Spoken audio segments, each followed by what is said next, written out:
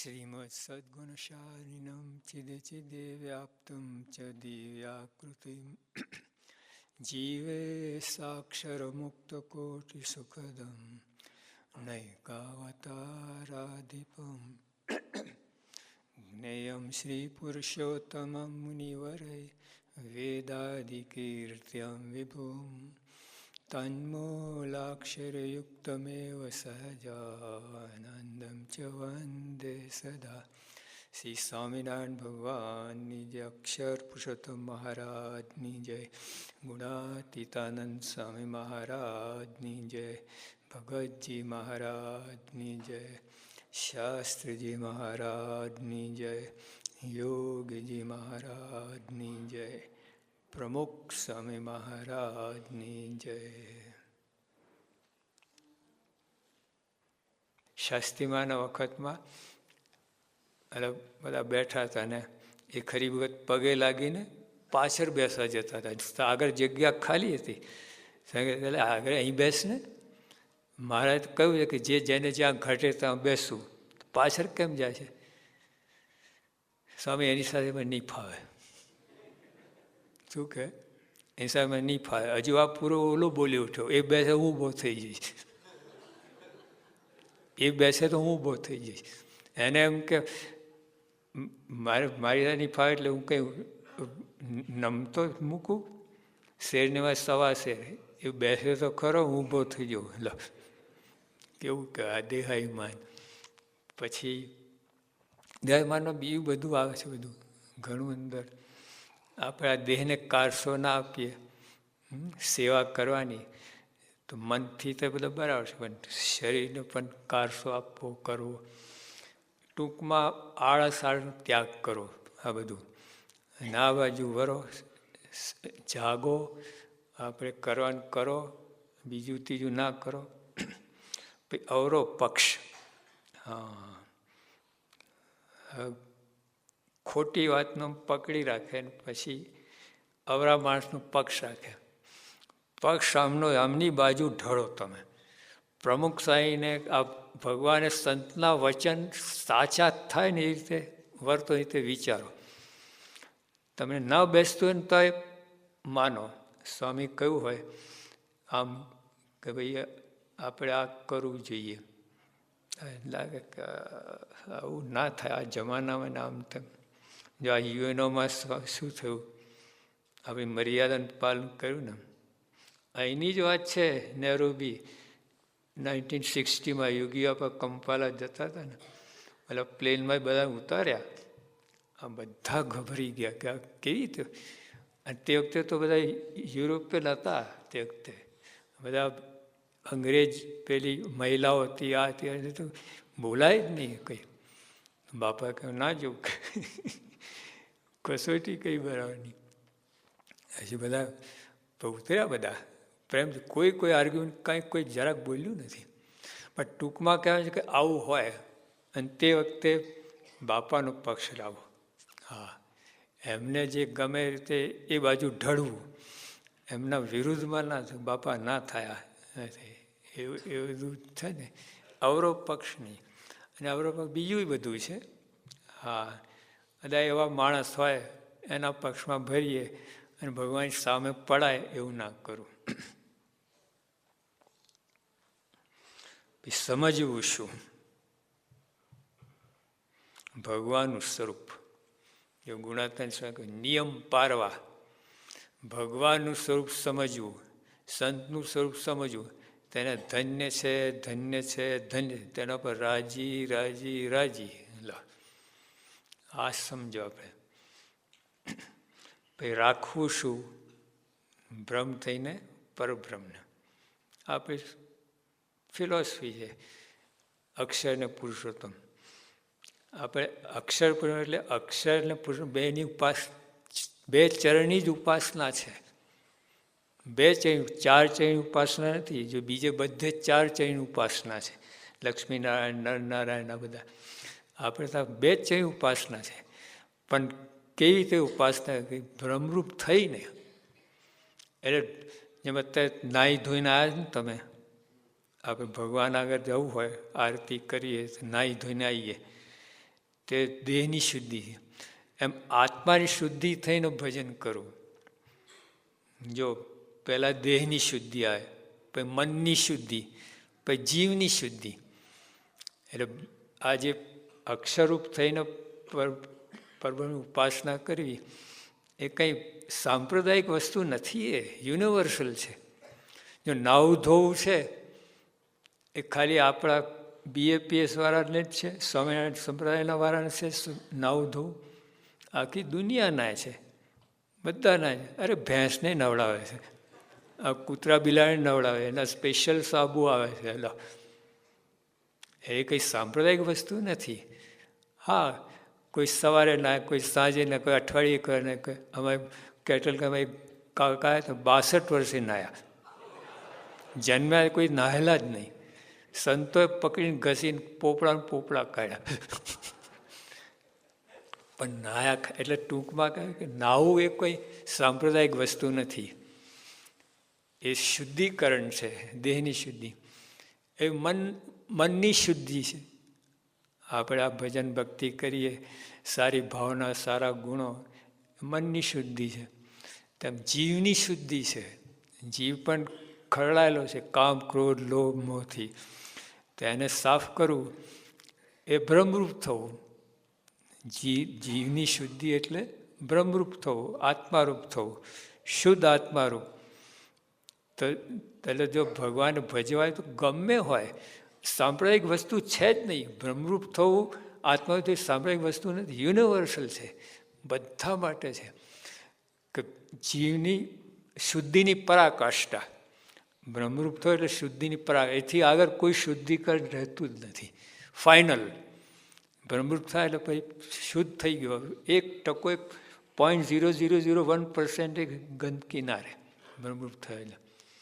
એટલે આપણી આ ઉપાસના એ યુનિવર્સલ છે. આગળ બધું થશે. બધું અત્યારે લોકોને બધું એવું લાગે છે બધું, પણ આગળ બધી વસ્તુ સાચી છે. જે ઉપરનું બધું નાવું ધોવા બધું આવે એટલે લોકોને એમાંથી ભડકે છે બધા. અને પછી આપણે ગુણાત્યાન થઈને મૂર્ખ એટલે ભડકે છે આપણા અંદરના અંદર બધા. હા, આવું થાય છે. હકીકત છે, સત્ય વસ્તુ છે. પછી હવે ભગવાનની ભક્તિમાં વિઘ્ન 3 મોટા. જો કોઈ પણ ફેક્ટરી કે બિઝનેસ કરે ને, આ એક મોટી ભૂલ થતી હોય છે. એ ખાલી આવકનો બાજુ બહુ ધ્યાન આપે, પણ આવક તોડે કે દેવારું ફૂંકે એ બાજુ ધ્યાન નથી આપતા. પછી કેટલી મુશ્કેલી પડે.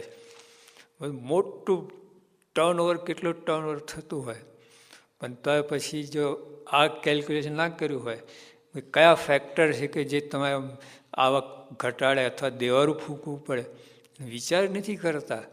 હા, પાર્ટનર હોય બરાબર. શરૂઆતમાં તો બધા પાર્ટનર 4 સમશ્રુત ભાવ એકતા. હા, અને પછી જ્યારે આવક થાય ને ત્યારે ઓલો વિચાર કે હાલું મારે જ કૂટવાનું, આ તો બેઠો બેઠો ભાગ લઈ જાય છે. પછી દાનત બગડે. પછી 4માંથી 2 થાય, 2માંથી 1 થાય, ને પછી દેવા ફૂક પતી ગયું. તો જ્યાં એમ સત્સંગની અંદર પણ કયા ફેક્ટર છે જે તમને પાછા પાડે. આવા ભગવાન સંત મળ્યા અને આપણે મૂર્ખાઈ થઈને બેસી જઈએ એક બાજુ અને નિષ્ક્રિય થઈ જઈએ, ભાગ ના લઈએ, ખૂણામાં એક ભાઈ આપણે ભલા, એને જે કરવું એ બધું ખોટું છે, ખોટું છે બધી. એ સત્સંગ મૂક્યો બરાબર જ છે. નિષ્ક્રિય થાય ને સત્સંગ મૂક્યા બરાબર છે. ખાલી પેલો ને પેલા કીર્તનમાં છે ને, આ તો હરતા ફરતા પિંજરા, હરતા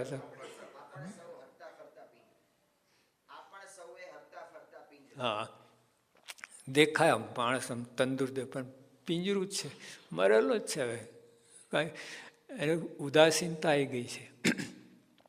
જો 80 વર્ષનો હોય પણ જો ઉત્સાહ ઉમંગ હોય ને તે જુવાન છે, અને 20 વર્ષનો હોય પણ ઉત્સાહ ના હોય તો ડોસો છે. બોલો 80 વર્ષનો. જો આપણે બધા યુવાનો જ બેઠા છે બધા. શરીર દેહ, આત્મા તો યુવાન છે.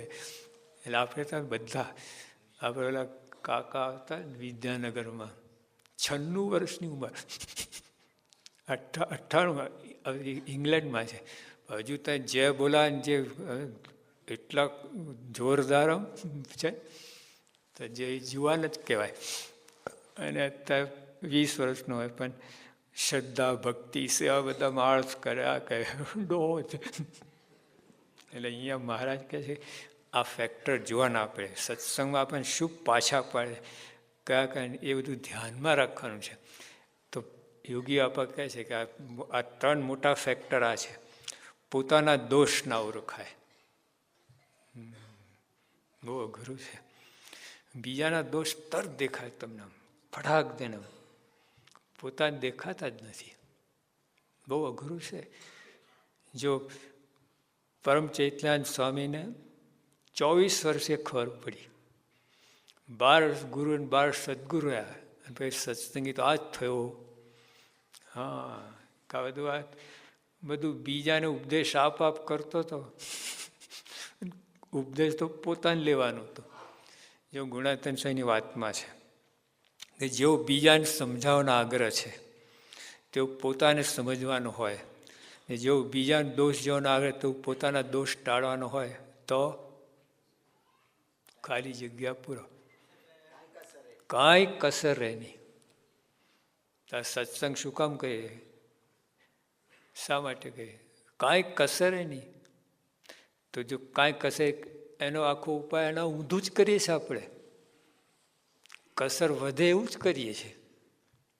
જો પરમચંદ્ર આ જ બોલ્યા, 12 ગુરુ રહો એટલે બીજાને સમજાય કરું, પોતાને સમજવાનું ના સમજ્યા. 12 સદગુરુ રહ્યા, બીજાને જ સમજાવવાનો પ્રયત્ન કરું, પોતાને સમજવા ના રહેવું. અને આજે સમજાતા સત્સંગી થયો. ભાઈ બધું આમ ઉપદેશ મારે લેવાનું છે, મારે સમજવાનું છે, બીજાને સમજાવવાનું નથી. એટલે એનો એ થયું ને કે બીજાને વાત ના કરવી, એ કોઈ વાત નથી. મહિમાની વાત કરો, સત્પુરુષની વાત કરો, હા, પણ અંદર જો આવો કંઈ ભાવ રહેતો હોય તમારે, બીજાને સમજાવી દઉં, આ બધા અજ્ઞાની છે, નવા છે, ભૂલ ખાશો તો કોઈ નવા નથી. આ બધા કેટલા જન્મતા સંસ્કાર છે, તો આ ભગવાન એવા એમને બનાવ્યા છે. જો રતો બસ્યો તો મારા વખતમાં આમ એકદમ ગાંડા જેવો, મારે કે મારી બેસ્ટ ફ્રેન્ડ લો, બાજુમાં જ બેસાડે, રતો અહીંયા બેસ. એકવાર મહારાજે પૂછ્યું, રતો આ બ્રહ્માંડ કેવા? આ કે એક કવિ એક લીટી આવી, મોટો કવો થઈ ગયો. આવું બોલ્યા. મેં કે સુરા છે કે હા એ તો મારી માસીને વશ છે, મારી માસીને વશ છે. બંને કે મહારાજ એ નથી બોલો, અમારે તમે બોલો છો કે એને હું ગતાગમ છે, એને કંઈ આવે જ નહીં. તારે જે કહેવાનું શું કે આ મહારાજ એટલે આ ઓર્ડનરી નથી આવતા, તમને દેખાય રતો હશે હાવ. મારા એવું કહે છે ને, ઊભા થઈને ઓલા બ્રહ્માંડ છે માથે હાથ મૂકીને કોઈના પગ ઉપર પગ મૂકીને દોડ્યો. મારે વાત કહીને આવું કર્યું, એટલે લાગે તમે ગાંડા જેવો, નથી એવું. મહારાજે એક સ્ક્રૂ ઢીલું કર્યું છે ભગવાને, એ સત્સંગમાં રહે. જો સ્ક્રૂ ટાઈટ હોય ને તો પોતે ગુરુ થઈને ભગવાન થઈને પૂજાત. હા, એટલે જરાક કર્યું એટલે બેઠા. એટલે સત્સંગમાં બધા નથી, એટલે આપણે ભૂલ ખાઈએ છીએ, મનમાં એવું હોય આ બધા મોટા છે. મારે પોતે પ્રથમના 28માં વાત કરી છે કે જેને સત્સંગ વધારો થવાનો હોય, જોજો જેને સત્સંગ વધારો થવાનો હોય તેને દિન પ્રત્યે સત્સંગી માત્રનો ગુણ જ આવે. દિન પ્રત્યે ડેલી દિન પ્રત્યે સત્સંગી માત્ર, ક્યાં મોટા નાના કહેવાય, એનો ગુણ આવે. તો આવી રીતે હોય. અને પોતાને ન્યૂન સમજ, બીજાને અધિક સમજે. જો આ કલમ બહુ ભારે, આ બુદ્ધિમાં બેસે એવી છે જ નહીં. આ બુદ્ધિ લડાવે તો આ કલમ બેસે છે કે તમે આટલા વર્ષથી સત્સંગ કરતા બીજા અધિકને તમે ન્યૂન. મારે ટેકનિક બતાવે છે, જેમ આ લોકો આઠે પર અખંડ આનંદમાં રહે છે ને ટેકનું કારણ આ છે કે પોતાની ન્યૂન છે બીજાને અધિક સમજે. નથી સમજાતું, બુદ્ધિ આડી આવે છે. એ ઉદ્ધવજી સમજ્યા. હા, ઉદ્ધવ કેવા હતા? રાજા જેવા, એ બુદ્ધિશાળી ખૂબ, પણ તોય ગોપીઓને ચરણ જ્યાં ઉડતી હોય ત્યાં વૃક્ષનો અવતાર માગ્યો. યોગી બાપા સામેથી પ્રશ્ન કર્યો, આવું કેમ માગ્યું? ભગવાનની પાસે બેસવા ના માગ્યું? ભગવાનના ધામમાં ભગવાન જેવા ઈશ્વર પ્રતાપ રૂપ કેમ ના માગ્યું? આવું કેમ માગ્યું? તો સ્વામી કહે ને કે વૃક્ષનો અવતાર બુદ્ધિ ના હોય એટલે આડું ના આવે. બુદ્ધિ આડી આવે છે મોક્ષના માર્ગમાં. હા, એક બુદ્ધિનો જરૂર છે. ક્યાં સુધી? આમને ઓળખવા સુધી. પછી બંધ કરી દેવાનું. હા, તારું પછી કેમ કરવાનું? આપણે પછી જ ખોલીએ છીએ. યોગી બાપા કે અવગુણ જોવાની બારી હોય ને તો જોવું નહીં. અવગુણ જોવાની બારી તો જોવું નહીં. આપણે બંધ કરેલી હોય ખંભાઈ તારું પર તોડી મચવું ખોલી જો ઊંધું જ થાય છે બધું. એ ટૂંકમાં કહેવાનું છે કે આપણે આ પોતા દોષ ના ઓળખાય, બહુ મોટી ખોટ છે, બહુ જ મોટી ખોટ છે. બધાને એમ રહે છે કે હું જાણું છું. સભામાં કેવી રીતે આવું અજ્ઞાની થઈને હું કાંઈ જાણતો નથી. સભામાં જો મનમાં જરાક હું જાણું છું ને, ગ્રહણ કરે જ નહીં, ઉતરે જ નહીં અંદર. અહીંથી આવીને જતું રહે પાછું. હું તો જાણું છું, હું તો જાણું છું. એ બધું બાયપાસ કર્યું. જાણું છું, જાણું છું, જાણું છું, આવું થઈ જાય. કાંઈ જાણતો નથી. જો આ લોકોને અંગ્રેજીમાં છે એક વાક્ય કે તમને એવો અનુભવ થાય હું કાંઈ જાણતો નથી, ત્યારે તમે જ્ઞાની, ત્યારે તમે જાણ્યું કહેવાય. તમને બોલવામાં નહીં, બોલવા તો ઘણા બોલતા હોય છે, પણ અંદર તમે ફીલ થવું જોઈએ ખરેખર કાંઈ જાણતો નથી. ન્યૂટન ના બોલ્યો આઈ એમ કાઉન્ટિંગ પેબલ્સ ઓન સીશોર. જ્યારે એના વખાણ થાય, ભાઈ તમે તો કમાલ કરી, કાંઈ નહીં. બધું જોતા મને લાગે હું તો દરિયા કિનારે શંખલા વીણું છું. જો એટલે આમ જોવાય તો આપણે શું એમની આગળ. એટલે આપણે બધું શાબ્દિક રીતે બધું જાણવું ના જાણવું એવું સમજતા હોય છે, માહિતી રૂપે, શાબ્દિક રીતે. અત્યારે જમાનો જેવો છે, યુ આર ડ્રાઉન્ડ ઇન ઇન્ફોર્મેશન. આપણે માહિતીની અંદર ડૂબેલા છીએ, એમાંથી એક ટીપું અંદર જતું નથી. હા, પાણીની અંદર તમે પડ્યો, નિર્જરા ઉપવાસ પાણી 3 કલાક અમે નાહ્યા હતા, પણ બહાર નીકળ્યા તો તરસ તરસ પાણી પાણી માગતા. તો જેમ આટલું બધું ઇન્ફોર્મેશન છે, પણ અંદર એક ટીપું ગયું નથી.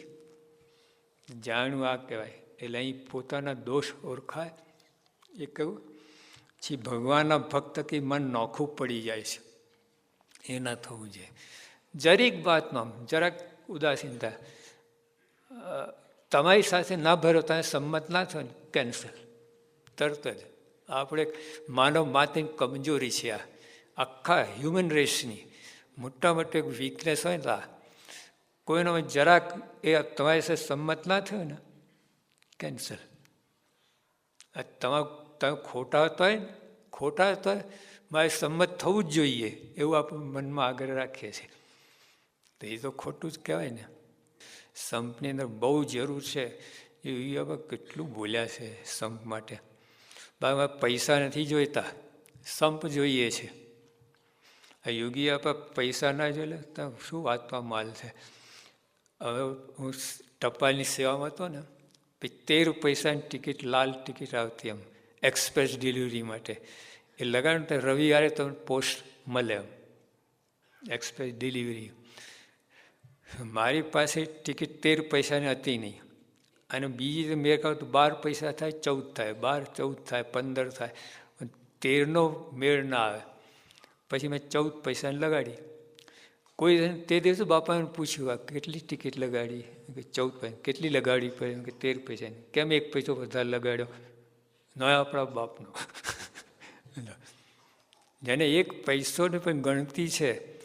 જો સ્વામી બાપા આપણે તમે વાંચો શાસ્ત્રી યજ્ઞ પુરુષદાસ, એની અંદર પ્રમુખ યોગી અપાએ શાસ્ત્રીમાં પત્ર લખ્યો કે ઓલી ત્યાં 1 રૂપિયાની ને 4 આની ટિકિટ એમાં આવી ગઈ છે, તો તે સાચવજો, ધ્યાન રાખીને એનો ઉપયોગ કરજો, આવું લખ્યું. એ પુરુષ કે મારે પૈસાની જરૂર નથી, સંપની જરૂર છે. પૈસા કરતાં સંપની કિંમત વધારે છે. એ ટૂંકમાં સંપ વધારે જરૂર છે. સંપ છે ને આપણું અસ્તિત્વ છે. જે તમે આપણે પેલું ડોલમાં પાણી ભરેલું હોય, 6 મહિના સુધી ઉપરનું એક થોડુંક ઇવેપરેટ થાય, બાષ્પીભવન, બાકી બધું પેક રહે કે નહીં. પછી છલાકમાં તો પાણી ઢોરી દો તો 5 મિનિટમાં બધું બાષ્પીભવન થઈ જાય. કેમ?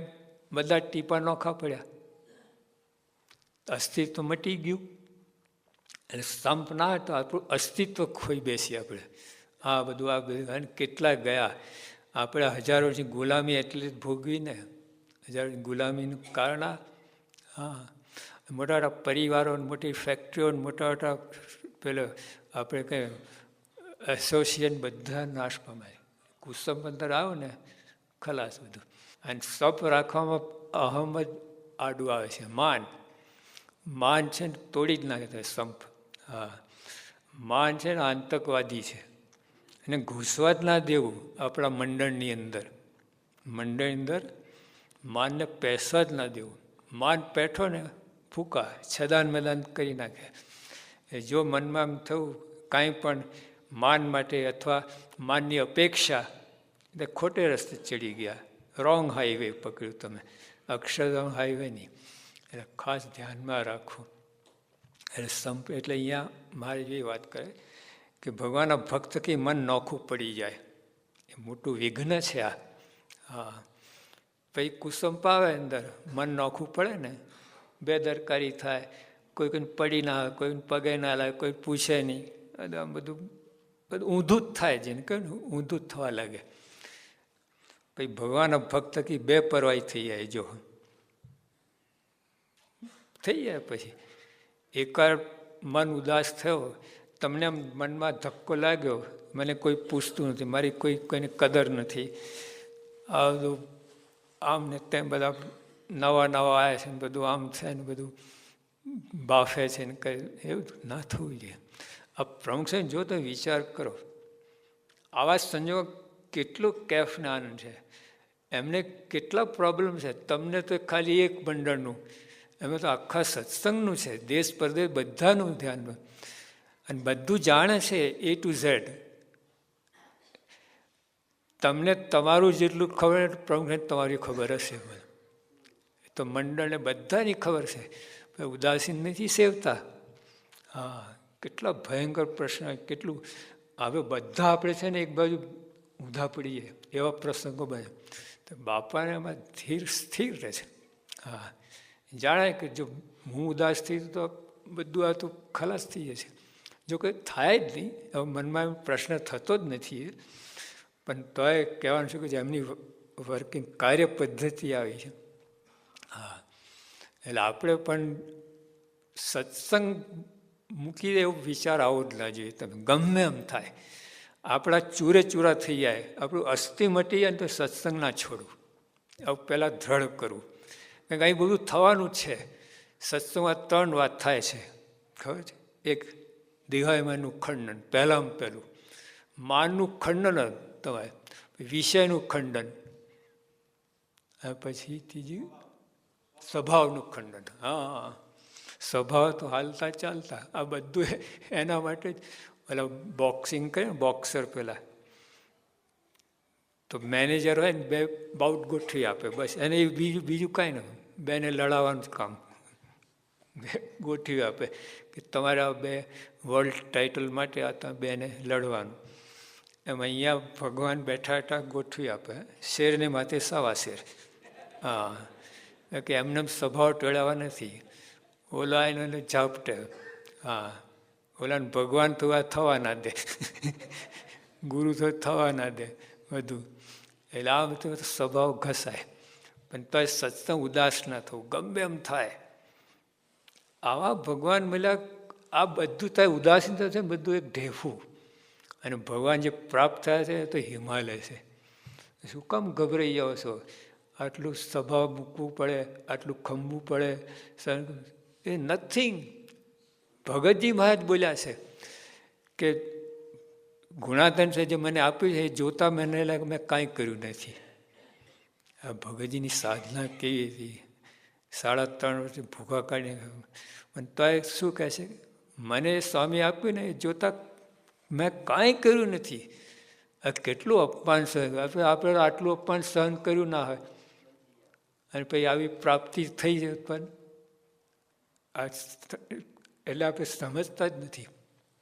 સત્સંગ છોડાવવું જ છે જ નહીં. જો સમજાય ને કેવા ભગવાન કેવા સંત મળ્યા છે, એની આગળ તમે કાંઈ ચૂકવતા નથી, કોઈ કિંમત ચૂકવતા નથી. ડરવાની જરૂર શું છે? શા માટે ઉદાહરણ, શા માટે નોખા પડી જાય, શા માટે બે પરવાઈ થઈ જાય? એ થવું જ ના જોઈએ. ગમે એમ થાય. છેલ્લા આપણા જો યોગીઓ આપણા બોલ્યા કે રાયના ટુકડા કહી નાખે આપણને તો સત્સંગ ના છોડવું. એવો નિર્ધાર કર્યો. રાયના કટકા આટલા તો સત્સંગ સમજ્યા કહેવાય. સમયથી સહજાનંદ સ્વામી મહારાજની જય.